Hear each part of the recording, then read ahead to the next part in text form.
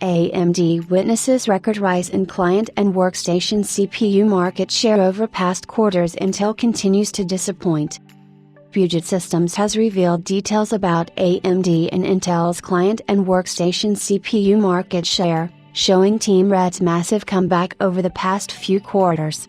AMD's newest Ryzen 9000 series CPUs have managed to gobble up Intel's market share, now reaching more than 40% in the past few months. The client CPU markets have witnessed many changes regarding the balance of power between Intel and AMD, which has indeed been reflected in the overall market share of respective firms.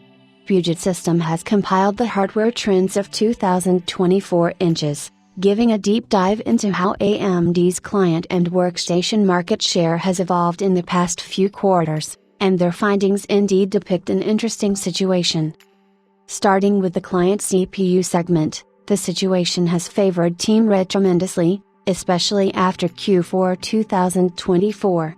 AMD saw a whopping 20% rise in market share in just the last year alone, with massive growth seen in Q2-Q4, mainly due to Intel's inability to capitalize on the market hype. With the release of AMD's Granite Ridge Ryzen 9000 series CPUs and the respective 3D V-Cache models, the firm saw rapid consumer adoption, given that Team Red outperformed Intel in every aspect. Not just this, but with the persistent CPU instability issues with Intel's 14th Gen and 13th Gen CPUs, Team Blue had already started to lose its market share, moving into H2 2024. To top it all off, releasing the company's Arrow Lake-S desktop CPUs was disappointing. Intel failed to deliver on expectations, so AMD managed to be ahead of its competitor in next-gen CPU launch. AMD has claimed that Intel's Arrow Lake was a horrible product, and this sluggish performance has been reflected in the change in market dynamics. Puget Systems has also shared insights into the workstation CPU segment, showing AMD's dominance.